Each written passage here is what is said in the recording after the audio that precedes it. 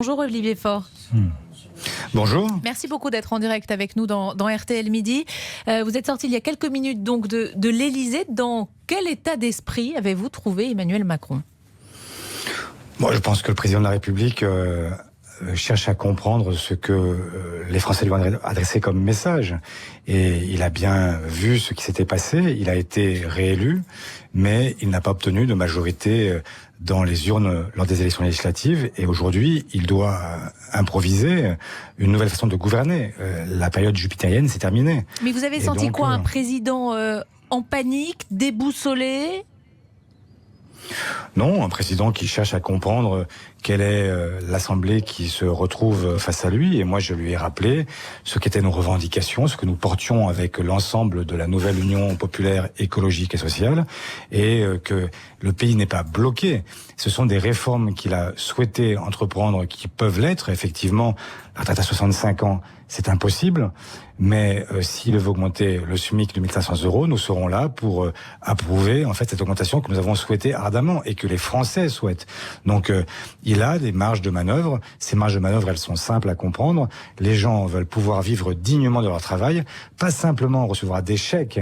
Ce qu'ils veulent, c'est qu'on puisse pouvoir à la fin du mois vivre dignement des efforts qu'ils ont contribué, qu'ils ont réalisés, et pouvoir tout simplement vivre, parce que aujourd'hui vous avez des Français qui sont trop nombreux, qui travaillent et qui ne peuvent pas vivre correctement, qui ne peuvent pas finir leur fin de mois.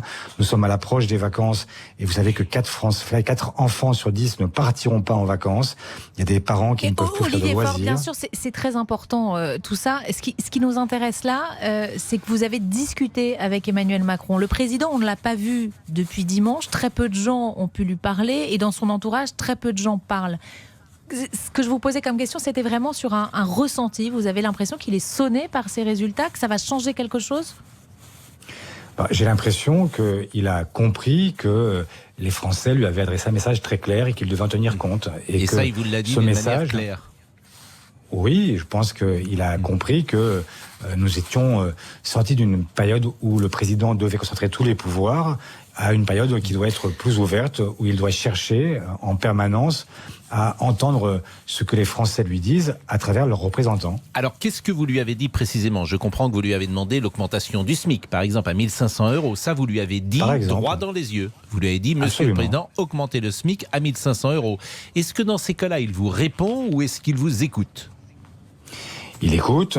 Je comprends que il saisit aussi ce que je lui ai dit quand je lui ai dit le problème de cette politique d'échec, c'est qu'elle est humiliante et que les Français veulent pouvoir vivre dignement de leur travail.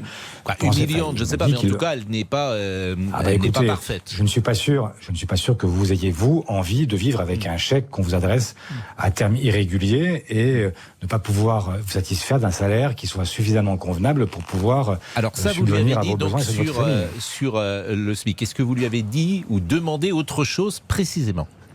Oui, bien sûr, je lui ai dit qu'il était temps aussi de faire évoluer nos institutions, qu'elles étaient à bout de souffle et qu'il fallait faire des choix et qu'il y avait une réforme institutionnelle à mener. Je crois qu'il l'a entendu, je crois qu'il... Mais précisément sur quel domaine ? La réforme institutionnelle, le président...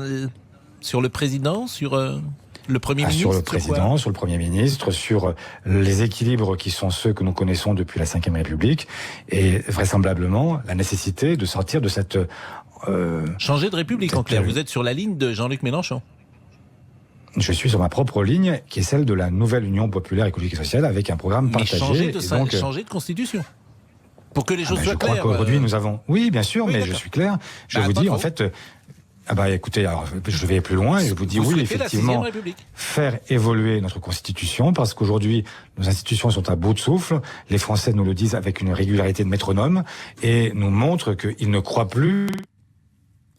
Petit problème de connexion avec Olivier Faure. Je ne sais pas si on va le récupérer ou pas. On a retrouvé la connexion avec Olivier Faure, premier secrétaire du Parti Socialiste. Olivier Faure, pour ceux qui nous rejoignent, on le rappelle, vous étiez ce matin reçu par Emmanuel Macron, comme l'ensemble des chefs de parti tour à tour. Et vous nous disiez juste avant la pause que vous étiez pour une évolution des institutions. C'est quoi ? Faire évoluer la Constitution ou la changer carrément ?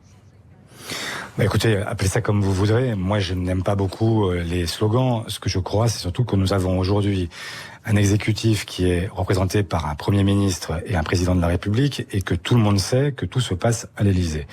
Et donc, il y a deux façons de faire. Soit on passe à un régime présidentiel à l'américaine, avec plus de pouvoir pour le Parlement et un président qui est lui-même qui reste la clé de voûte, mais avec des contre-pouvoirs qui sont importants. Soit on passe à un régime parlementaire à la portugaise, à l'autrichienne, où le président peut rester élu au suffrage universel, mais il n'a plus les pouvoirs dont il dispose aujourd'hui, et le pouvoir est transféré vers Matignon, avec un Premier ministre qui est responsable devant le Parlement, avec un dialogue qui est plus fluide, avec des institutions qui fonctionnent mieux.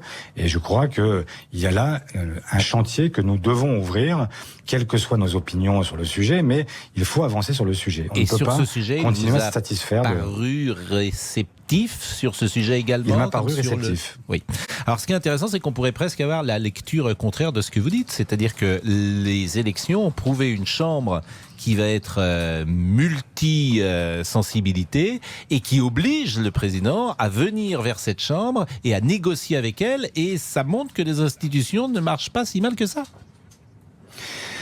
Ça montre que les Françaises et les Français ont fait le choix, d'une certaine façon, de proportionnaliser le scrutin majoritaire et d'introduire un peu de 6e République, puisque vous vouliez un slogan, dans la 5e République. Et donc, il y a effectivement aujourd'hui une obligation pour le président réélu de négocier, de chercher des accords avec une assemblée qui ne lui est pas d'entrée acquise. Et donc, ça supposera de faire l'effort d'aller chercher des compromis et d'aller chercher avec toutes et tous, et non pas de se limiter, comme il l'a fait dans son premier quinquennat, à chercher une majorité acquise, facile, qui est juste là pour appuyer sur un bouton.